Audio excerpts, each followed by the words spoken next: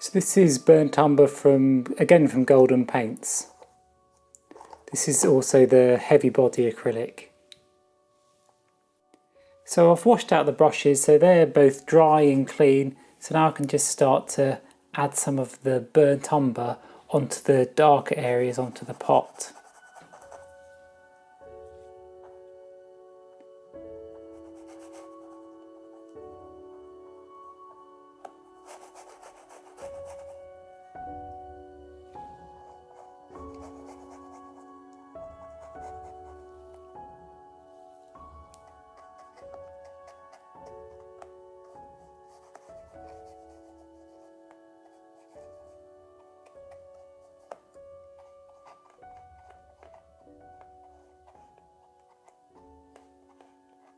So initially I'm looking at this curved shape that's here on the bottom that's reflected into the pot, and that really helps to give us more of that cylindrical shape.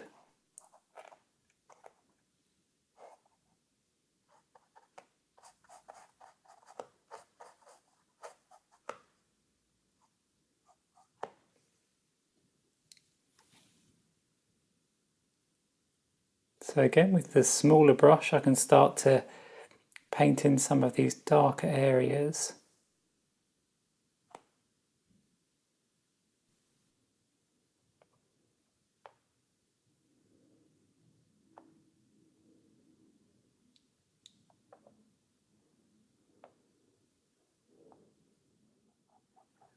When the burnt umber's in, you can easily see it still needs to go darker, but it just gives us that undertone to the painting.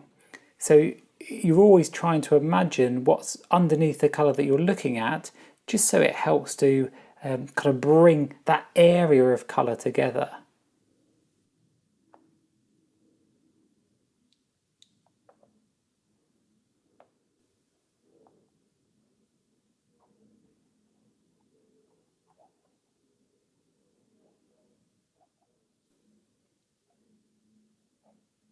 You've also got little tints of this colour where it's reflected onto the surface in front of the pot.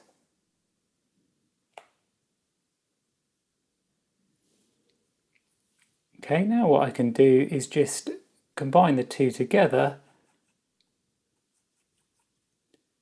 So I have a darker tone still that I can then work on top of this.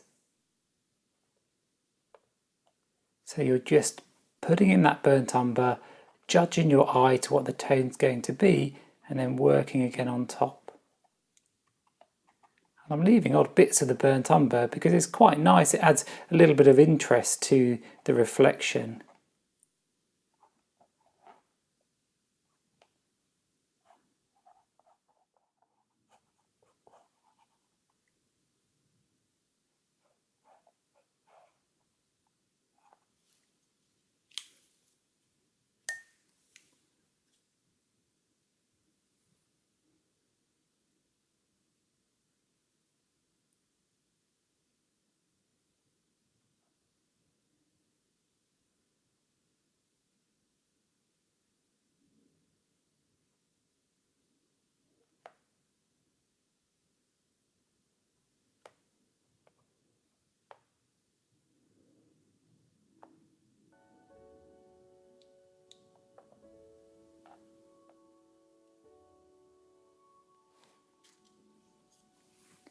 Okay, so that's got the basic darks in, a little bit of warmth into the shadows here. Now I can bring some more intense pigments to bring the colours into the background and the colours into the copper.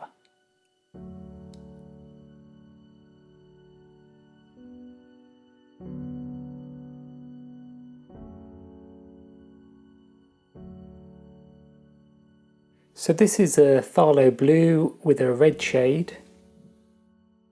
And this is burnt sienna from Winsor & Newton. I've also got some titanium white. So with the carbon black and the blue, I'm going to take some of the black and add a tiny bit of the blue to it to mix up our own blue-black. And then from there, just add some titanium white into it.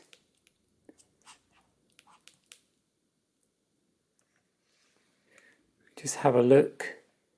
It's looking okay. A bit more white.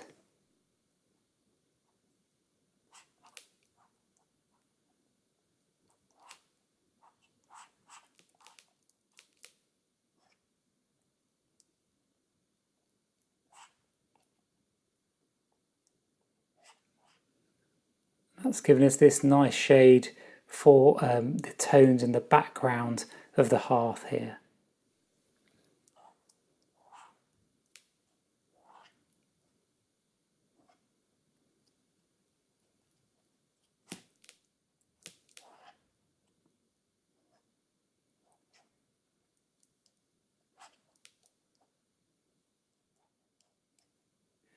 Then with this blue-black, I can now just start to add a bit of colour into the background.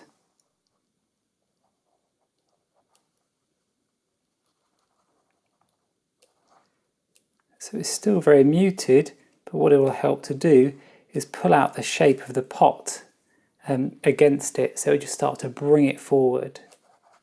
It's quite subtle still.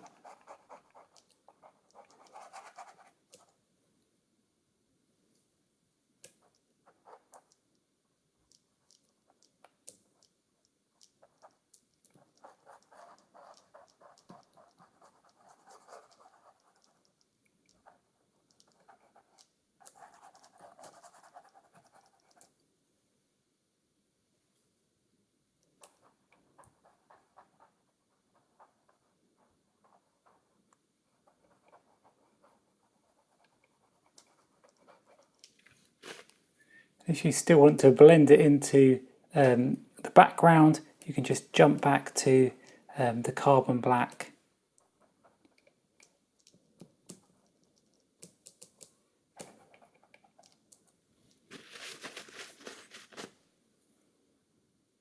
And then as the light is hitting more around this central band of the pot, I'm just jumping down to the lighter tone.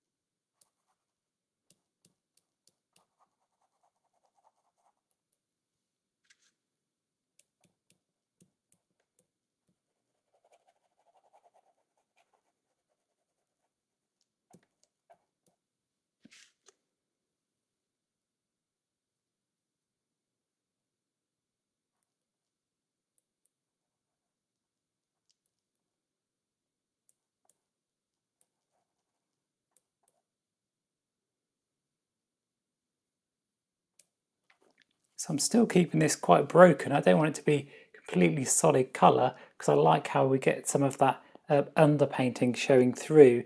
It kind of gives it that smoky, coaly feel.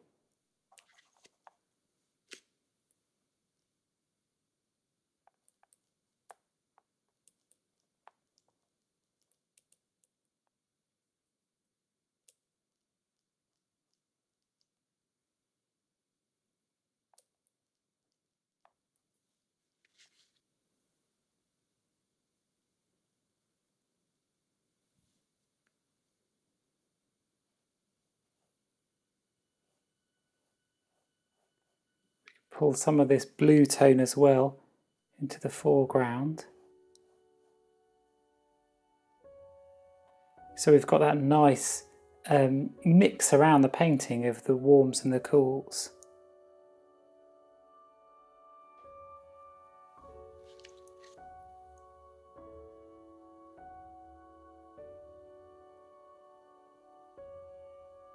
Just warming him up a little bit for this top.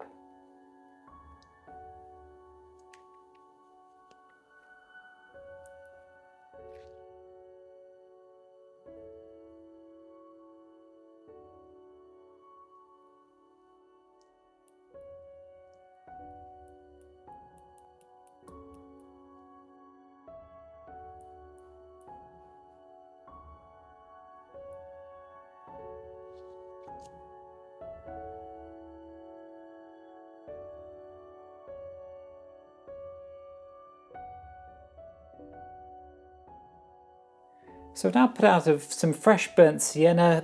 My previous one had gone a little bit dry and a little bit more black and white. So now we can start to bring in these orangey tones of the sienna into the pot and then judge the rest of our tones to that. I've also got in a little pot here some acrylic glazing liquid gloss, and I'm probably going to use this later on just for smoking some of the edges. That's how it comes in a pot, and I've just decanted some of that out. So I've swapped to a square edged brush for painting this area of the pot. This is a size 4 evergreen long flat from Rosemary & Co. Because these shapes they're all very, very square and very vertical, it can be handy to use a flat edge brush so you can get some nice crisp shapes when we work into that colour. So to start with, I'm just going to take a little bit of the burnt sienna and some of the glazing liquid.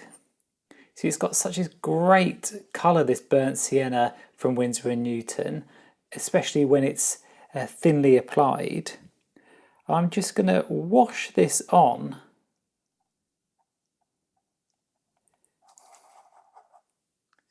This isn't going to be our final colour, this is just so it gives us a guide to the colours that we're going to be working with, how far we can push them, and what we need to tweak.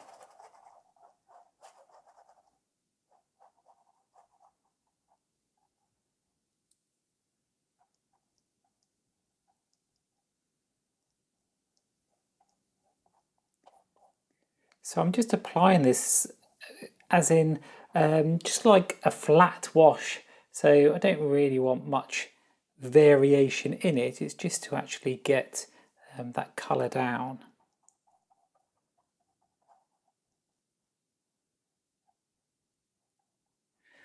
And you can already see just by having that in, you start to get this relationship between the warm oranges and the cool of the blue.